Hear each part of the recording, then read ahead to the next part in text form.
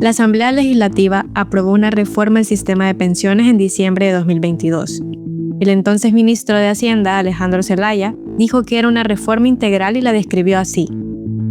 Por primera vez vamos a presentar un sistema sostenible y que asegura un retiro digno para todos y cada uno de los usuarios del actual sistema de pensiones. Esta semana, el gobierno pidió más tiempo para entregar un estudio que debe ser la base de la discusión de una nueva reforma, ahora solicitada por el Fondo Monetario Internacional, con fecha límite febrero 2026. En el sistema actual, los fondos que los trabajadores ahorran para su retiro van a las administradoras de pensiones, conocidas como AFP, y estas invierten el 80% de los fondos en el gobierno, con la idea de que después los trabajadores reciban una ganancia, según un estudio de Fundaungo publicado en 2021. El sistema de pensiones tiene varios problemas. Ese mismo estudio revela que solo 1 de cada 4 trabajadores ahorra para su jubilación. En 2023, El Economista reportó que solo 856,000 personas cotizaban de manera regular, en un país con más de 3 millones en edad de trabajar. ¿La nueva reforma se plantea arreglar este y otros problemas históricos? Soy Graciela Barrera. Es 4 de octubre.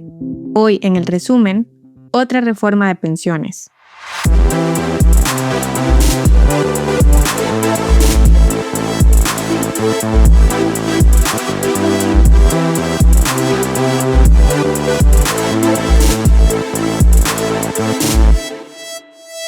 Hola, soy Oscar Martínez, jefe de redacción del periódico El Faro.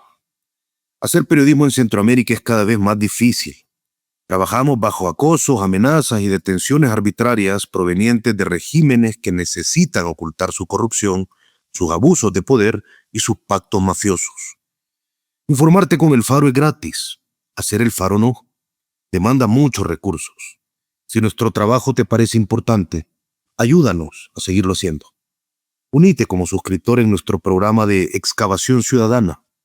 Ingresa a apoya.elfaro.net.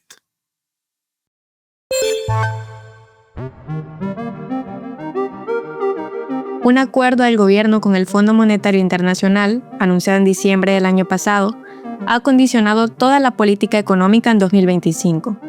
El fondo acordó un préstamo de $1.400 millones a ejecutarse en los próximos 3 años.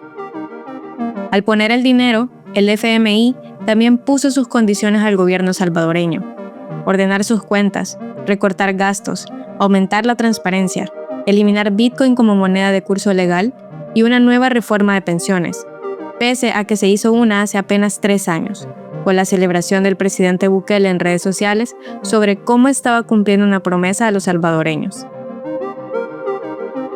El gobierno buscaba el acuerdo con el FMI desde el 2021, porque las finanzas están en crisis. 2 economistas que consultamos para este episodio nos explicaron que la deuda pública es muy alta. Al gobierno le ha costado acceder a préstamos internacionales desde la pandemia, y factores como la adopción de Bitcoin aumentaron el riesgo país, dificultando aún más la obtención de créditos. Los técnicos del fondo encontraron que el sistema actual de pensiones no es sostenible. En su informe de 2023 concluyeron que la reserva que paga a los jubilados se agotará en 2027. Cuando eso ocurra, será el Estado el que deba cubrir las pensiones con dinero público. Para evitar ese escenario, el fondo le pidió al gobierno un estudio actuarial. En palabras simples, es un cálculo a futuro.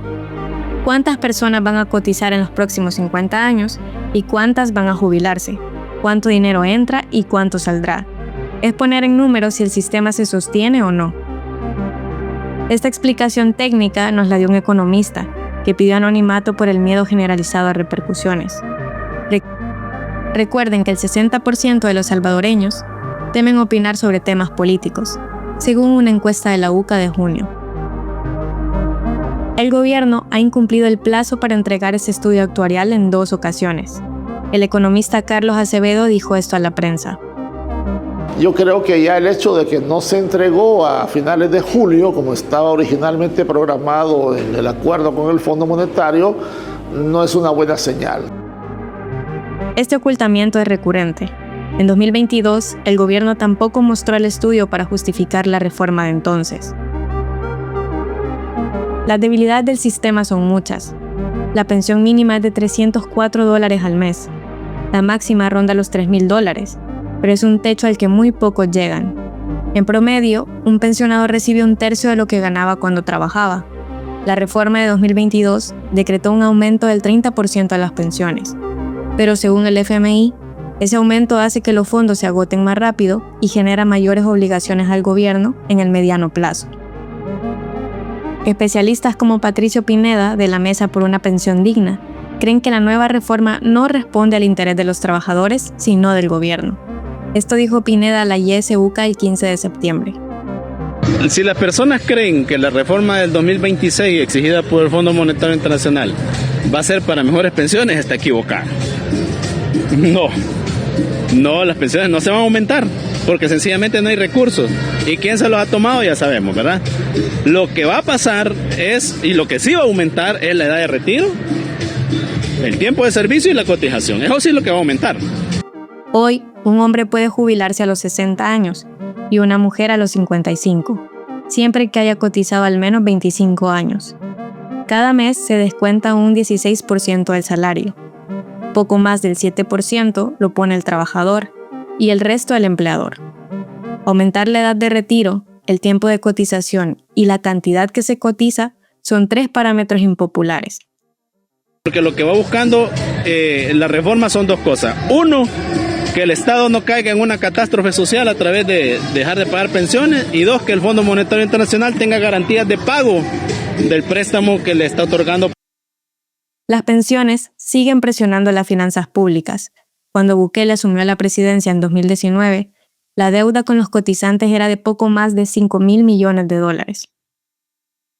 Para abril de 2025 ya superaba los 10.700 millones, según una nota del diario de hoy. Desde la reforma de 2022, el uso de los ahorros de los trabajadores se ha acelerado. En promedio, el gobierno ha tomado unos $84 millones cada mes. Ningún funcionario explicó por qué se pidió una segunda prórroga para entregar el estudio actuarial.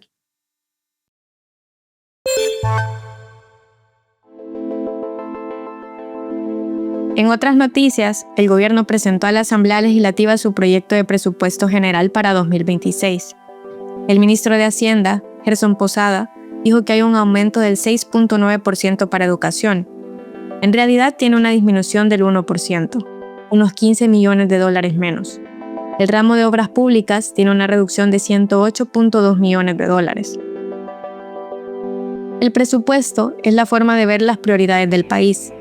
Este es el primer proyecto de presupuesto que el gobierno del presidente Bukele presenta luego de firmar el acuerdo con el FMI, y ese acuerdo está por encima de todo. Para el próximo año se suspenderán los incrementos salariales, la creación de nuevas plazas, nuevas prestaciones o beneficios económicos a empleados públicos. Es parte de un compromiso del gobierno de hacer un ajuste fiscal, o sea, incrementar sus ingresos y reducir sus gastos. El gobierno reduce presupuesto de educación y obras públicas, 2 ministerios involucrados en el programa 12 escuelas por día, que el presidente Bukele anunció en mayo. En julio, de las 114 escuelas intervenidas y propuestas en el proyecto, solo 4 estaban finalizadas, según confirmó la prensa gráfica. En agosto, maestros dijeron al diario de hoy que dudaban que esa promesa pudiera cumplirse porque el proyecto Mi Nueva Escuela, lanzado en septiembre de 2022, proponía realizar 3 escuelas por día y no se cumplió. Esta fue la justificación del presidente Bukele en mayo. Pero hay algo que nos critican, aparte de todo eso que no tiene ninguna base, ¿verdad? Hay algo que nos critican, lo único que nos critican que sí tiene alguna base. Y es, presidente, usted dijo que iba a hacer 1,000 escuelas en un año y no las ha hecho. Esa es la única que les acepto la crítica. Pero no las hicimos porque lastimosamente nosotros pensamos que las escuelas estaban en otra situación. Donde no hay reducción es en los ramos de seguridad pública y la defensa nacional, que en conjunto recibirán un incremento de $133 millones.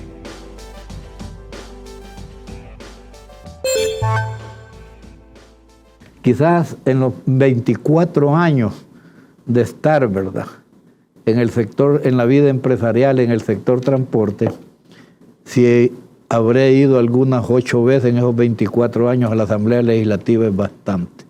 Si me preguntas hoy, si he ido hoy para hoy qué tal la nueva legislatura, ¿verdad?, no he puesto un pie dentro de la Asamblea Legislativa. Entonces, es falsedad lo que mucha gente se inventa. Lo que sí es cierto es que hay que reclamar cuando verdaderamente hay que reclamar, y eso todos los sectores. Mira cómo andan los sindicatos ahí, que los quitan y que brincan y que dicen que tienen inmunidad. Entonces, así somos todos los sectores.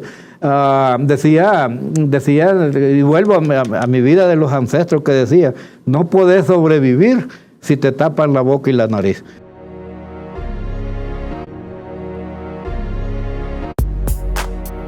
Ese era Catalino Miranda, uno de los más grandes empresarios del transporte público, en una entrevista de TVX en el 2021. Miranda murió el 29 de septiembre.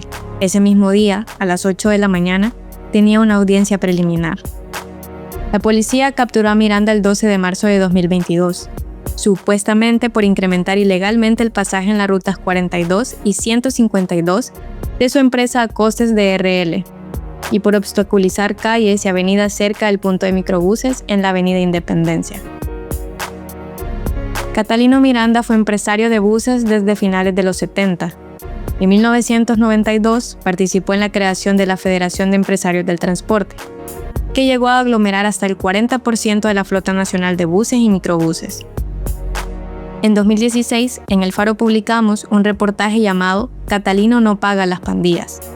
Era un creyente de las políticas de mano dura. Se presentaba como alguien amparado por Dios, las manos y una 9 milímetros.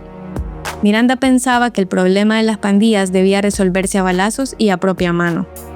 Estaba convencido de que un pandillero nunca cambiaría. Por eso decidió no pagar las extorsiones de las pandillas, en un momento en el que la consecuencia eran asesinatos de motoristas. Otros empresarios entrevistados para ese reportaje aseguraron que Miranda utilizaba herramientas poco legales para lidiar con las pandillas. Un día después de la captura de Miranda, el 13 de marzo, el presidente Bukele publicó en su cuenta de X: «Les dijimos a los transportistas, no jueguen con fuego, pero no escucharon. Ahora ya es tarde para Catalino Miranda, pero los demás aún pueden no correr con la misma suerte. Solo tienen que respetar la ley cobrando el pasaje acordado y legal, solo eso». 3 años en prisión empeoraron los padecimientos crónicos de Miranda. Salió de la cárcel el 4 de septiembre, solo 3 semanas antes de morir. Obtuvo medidas alternas a la detención de parte del Juzgado Cuarto de Instrucción de San Salvador. La Corte Suprema de Justicia de El Salvador admitió que procesa a la abogada Ruth López y al abogado Enrique Anaya bajo el régimen de excepción, la medida que impuso el presidente Bukele en contra de las pandillas.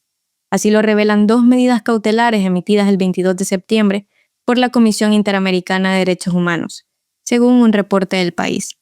Ambos fueron acusados de delitos que no tienen nada que ver con las pandillas.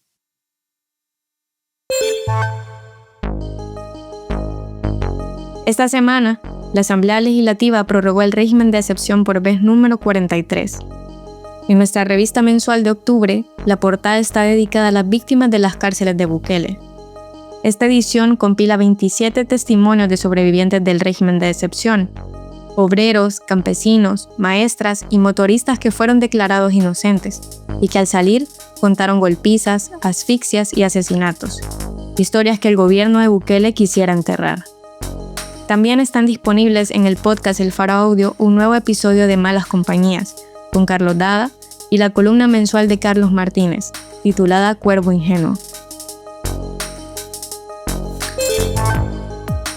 En las vallas publicitarias de San Salvador aparece la imagen del jugador Brian Hill, sonriente, con un mensaje que dice: «No somos diferentes, la diversidad es nuestra fortaleza». El delantero, de padre colombiano y uno de los rostros más visibles de la Selección Nacional de Fútbol, es mostrado como símbolo de orgullo.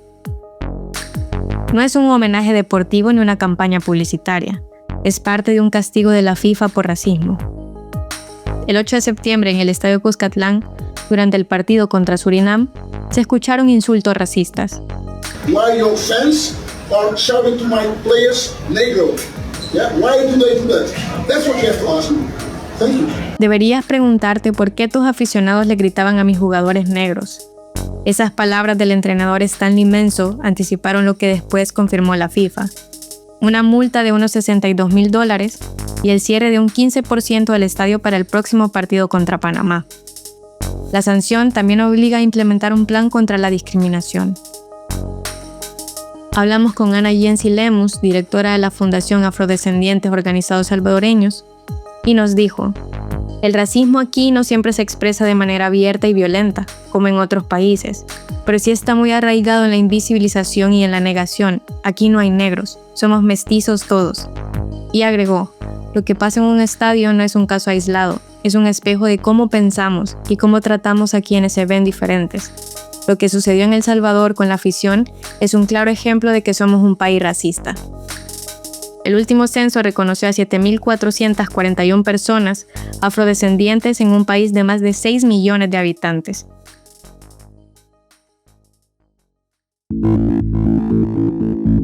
Aquí termina el episodio de hoy del Resumen, un podcast original del Faro Audio. Suscríbete en Spotify, Apple Podcasts o iHeartRadio. Este episodio fue editado por Nelson Rauda. El arte de portada es de Daniel Reyes. La producción de sonido y música es de Omnium.